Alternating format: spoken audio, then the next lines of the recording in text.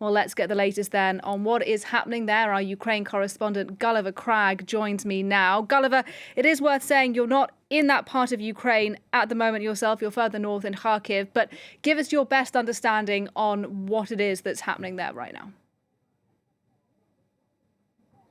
Well, there's news just in, which is that the Russian Defense Minister, Sergei Shoigu, has apparently ordered Russian forces to leave the northwestern bank of the Dnieper River in Kherson region. That means leaving Kherson city itself. So that's a huge announcement, if true.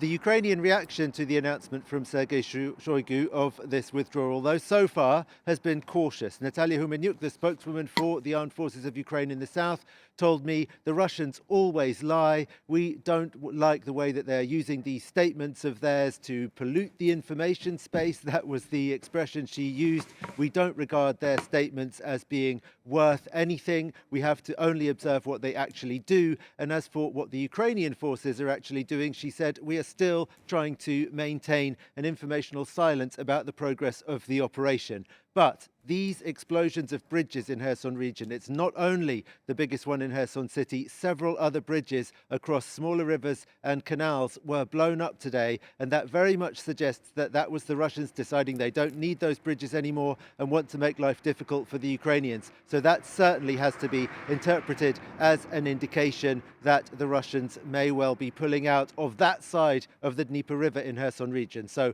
of Kherson city and part of Kherson region, but not the other side of the river, the left bank or the southeastern bank, if you prefer, most of which, actually all of which, I think, they still occupy. As for the death of Kirill Strimurusov, apparently this is true. Ukrainian sources have confirmed it. Some people at first were skeptical in Ukraine, saying maybe he just faked his own death in order to get out of all the trouble he's in, because as appointed by Russia, deputy head of Kherson region, clearly wanted in Ukraine for being a collaborator and probably not much wanted in Russia if he is seen to have been the person who kind of failed to hold on to Kherson and get the general population there to support Russian occupation, which clearly they don't.